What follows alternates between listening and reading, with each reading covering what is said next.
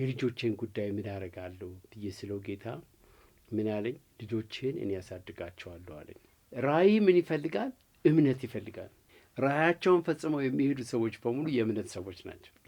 በኋላ በቃ እኔ ጌታን ለማገልገል ለመስሪያ ቤቴ እንደምወጣ ልነግራቸው ነው ሲል ቆይ ኖ አልኩ።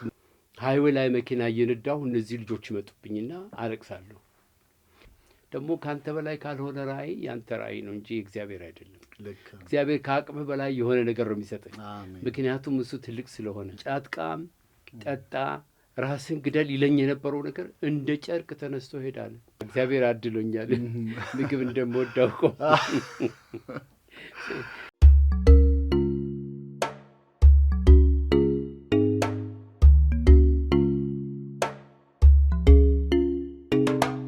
እንግዲህ ተመልካቾቻችን በዛሬው የሰርፕራይዝ እንግዳችን አድርገን ይዘንላችሁ የምንቀርበው በጣም የምንወዳቸው የምናከብራቸው በተለይም ደግሞ በቴሌቪዥን መስኮታችን ላይ ብቅ ሲሉ በፈገግታቸው የእግዚአብሔርን ፍቅር በማካፈላቸው ብዙዎች ያለ ሃይማኖት አድሎ የሚያደምጧቸው ታላቅ የእግዚአብሔር ሰው ፓስተር አንፍሬ ሀሊጋዝ የዛሬው የሰርፕራይዝ እንግዳችን ናቸው።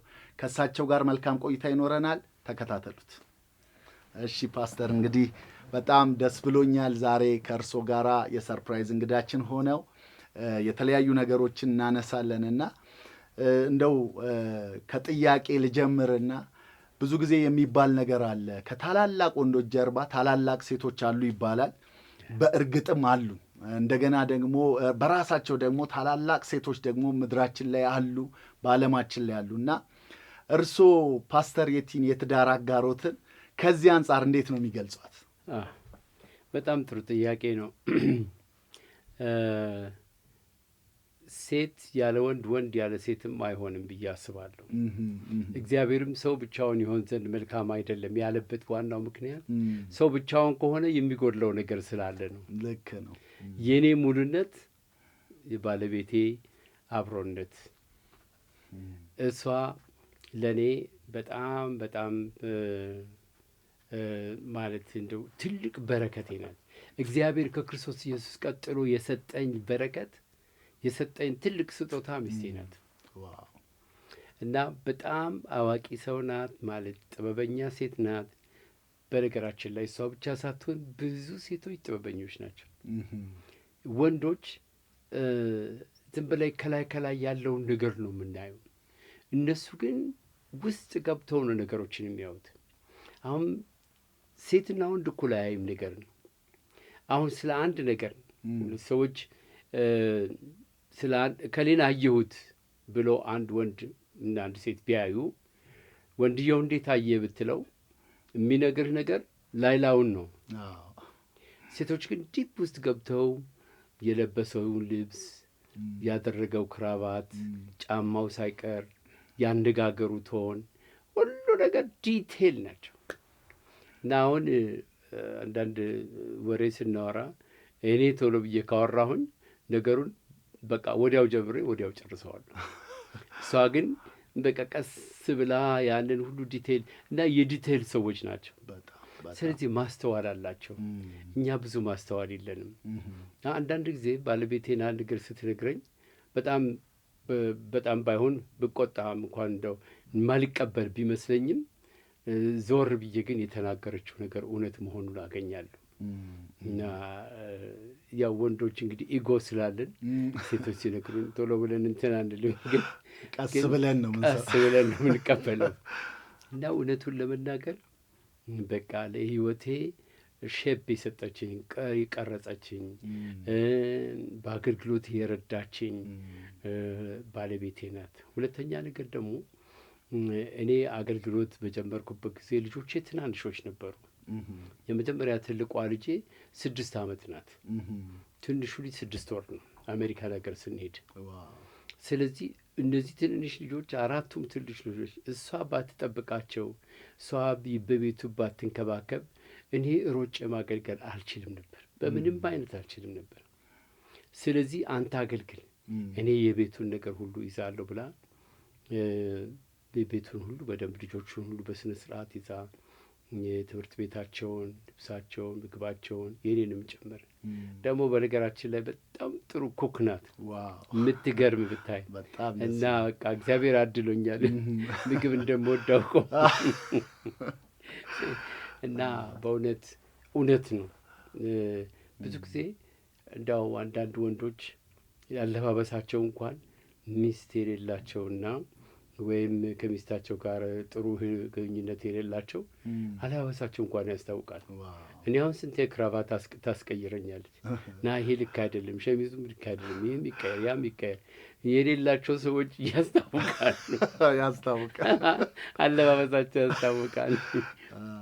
እና ሚስቶች ማለት ከትንሽ ነገር ጀምሮ እስከ ትልቅ ድረስ በአገልግሎትም በኑሮም በሕይወትም በጣም ትልቅ ረዳት ናቸው። እና የእግዚአብሔር ቃል እንደተናገሩ ሰው ብቻውን ይሆን ዘንድ መልካም አይደለም ያለው እውነት ነው። እና ለእኔ በእውነት ክሬዲቱን የምሰጠው እኔ ለደረስኩበት ደረጃ እንዲደርስ ያደረገችኝ ከጌታ ጋር ባለቤቴ ናት። እዚህ ክሬዲቱ በሙሉ ለእሷ ነው የምሰጠው። በጣም አስደናቂ ነው። እውነት ነው። እኛም ያው ያለ የትዳር አጋር እገዛ ይሄ ሁሉ አገልግሎት እርሶ ጋር ማየት አንችልም ነበር እና ፓስተርን ጌታ አብዝቶ ይባርካት። አሁንም አሜን ይባርካት። እንደው አያይዤ ላንሳና ስለ ልጆች ላንሳ። ስንት ልጆች አሉት? ልጆች 4 ልጆች አሉኝ። 9 የልጅ ልጆች አሉኝ። ዋው በጣም አስገራሚ ነው። እስቲ 4ቱን ልጆቹን ስማቸውንና እንደው አሁን ያሉበት። የመጀመሪያዋ ኤሌና ትባላለች። አሜሪካን ሀገር ነው ተማሪዎች ሆነን አሜሪካን ሀገር ነው የተወለደችው።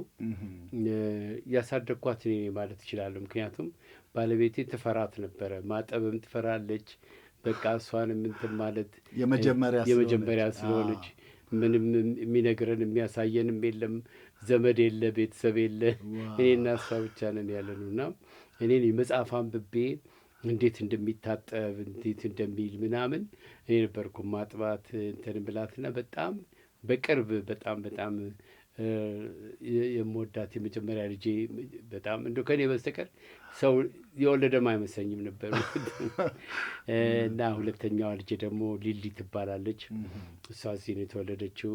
ሶስተኛው ልጄ ጆኒ ወይም ዮሐንስ ይባላል።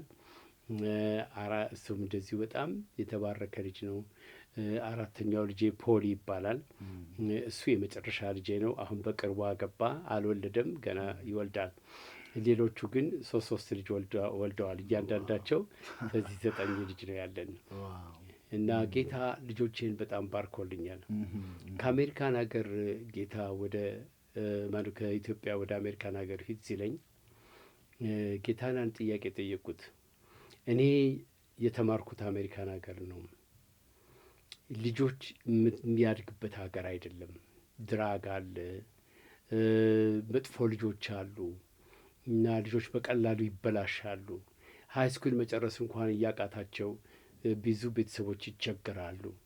መጫዋታ ነው የሚፈልጉት እና እኔ ልጆቼን አሜሪካን ሀገር ማሳደግ አልፈልግም። የልጆቼን ጉዳይ ምን አደርጋለሁ ብዬ ስለው ጌታ ምን አለኝ? ልጆቼን እኔ ያሳድጋቸዋለሁ አለኝ። እና እንደዛ ስላለኝ በሱ ላይ ታምኜ ነው የሄድኩት። እንዳለውም ልጆቼን አሳድጎ አስተምሮ እንዲሰሩት ጥሩ ስራ ነው። ኑሯቸው ጥሩ ነው። ምንም የጎደለ የለም። ልጆች ሁሉ በጣም ሪስፖንስብል ናቸው እና እግዚአብሔርን ስለ ልጆቼ በጣም አመሰግናለሁ። አሜን አሜን። እና ከልጆቼ መካከል ደግሞ አንዱ አገልጋይ ነው። እሱም ኮሌጅን ጨርሶ ለ5 ዓመት የዴል ካምፓኒ የኮምፒውተር ካምፓኒ ሲኒየር አናሊስት ነበረ እና በጣም ጥሩ ደሞዝ ይከፍሉታል፣ ጥሩ ኑሮ ይኖራል። እና አንድ ቀን መጣና ምን አለኝ? ዳዲ ያለን በቃ ለዚህ ዓለም መስራት ምንም ዋጋ የለውም አለኝ። ልክ ነው ልጄ፣ እውነትህን ነው አልኩት። እንደው በቃ ጌታ ልቡን ነክቶ ነው ብዬ እንትን አልኩና በኋላ በቃ እኔ ጌታን ለማገልገል ለመስሪያ ቤቴ እንደምወጣ ልነግራቸው ነው ሲል ቆይ ነው አልኩ። ምክንያቱም ነገ ደግሞ ሀሳቡን እንዳይቀይር ሁለተኛ በጣም ጥሩ ስራ ነው ያለውና ይሄ ነገር እኛም ደግሞ ድንገተኛ ሆነብን። ወይ ጠረጠርነውም ልጅ እሱን አልነበረም። እሱ እንደዚህ ይሆናል ብለንም አላሰብንም። የእግዚአብሔር ምርጫ የሰው ምርጫ አይደለም። እና እንደዛ ሁኔታ ላይ አይ እናንተ የፈለጋችሁት የኔ ሀል ጸልዩ፣ እኔ ጸልዬ ከጌታ ጋር ጨርሻለሁ አለ። መጽሐፍ ቅዱስ ትምህርት ቤት ሄደ። 3 ዓመት ተማረ። ከዛ መጣ። አሁን ፓስተር ሆኖ በእንግሊዝኛ ተናጋሪ ወጣቶችን እንትን ያገለግላል። ፓስተር ነው። 100 በላይ የሚሆነው አባሎች አሉት። ሰርቪሳቸው በእንግሊዝኛ ነው። ስብከቱም አምልኮውም ሁሉም ነገር በእንግሊዝኛ ነው። እና በጣም የተባረከ ልጅ ነው። እግዚአብሔር በልጁ የጸጋ ስጦታዎች ቀብቶታል። የማስተማር ችሎታ አለው እና በጣም ደስ ይለኛል። እሱ እግዚአብሔር ስለሰጠኝ ስሙ ይባረክ። አሜን። እንግዲህ በጣም ብዙ ትውልድ ከእርሶ ዱላ ተቀብሏል። የወንጌልን ዱላ ተቀብሏል። ብዙ መንፈሳዊ ልጆች አሉት። ደግሞ የስጋ ልጆ ደግሞ ይሄንን የወንጌል ዱላ ተቀብሎ ማየትን የመሰለ ትልቅ ነገር የለምና እንደው እኔም ፓስተር ፖልን አይቼዋለሁ። በተወሰነ መልኩ አይቼው በጣም አስገራሚ ሰው ነው። አስገራሚ ጸጋ አለው። ለወጣቶችም ለትልልቆችም የሚሆን ነገር ውስጡ አለ እና እግዚአብሔር ስለዛ ይባረክ። እንደው አያይዤ የምጠይቆት ብዙ እኛ ሀገር ላይ የምናየው እኛ ያው አገልጋዮች ላይ ስለምንሰራ አንዳንድ የአገልጋይ ልጆች አይደለም አገልጋይ የመሆን ህልም በጌታም የመሆናቸው ነገር አጠራጣሪ ሁኔታ የሚገባበት ጊዜ አለ።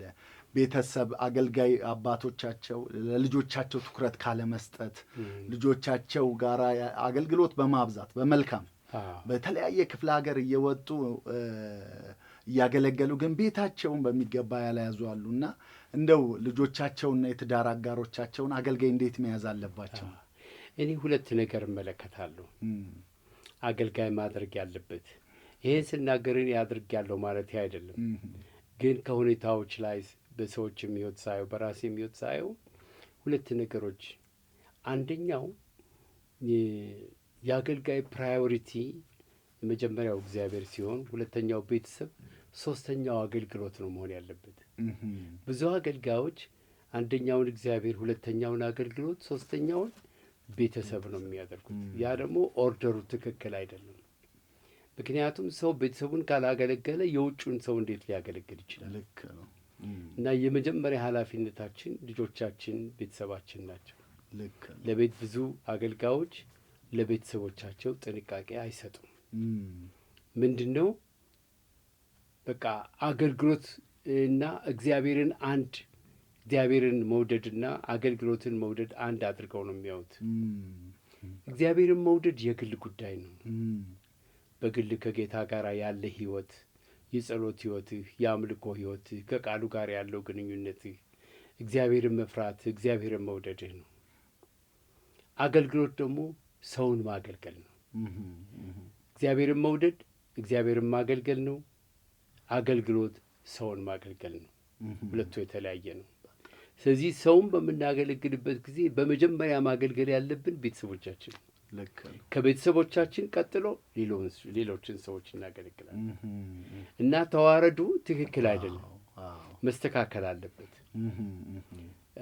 እና ይሄ ይጎልናል ብዬ አምናለሁ። በጣም በሁለተኛ ነገር ደግሞ የመዝራትና የማጨድ ህግ በዘፍጥረት ምዕራፍ 8 ላይ እንዳለ ቀንና ሌሊት ክረምትና በጋ እንዳለ ሁሉ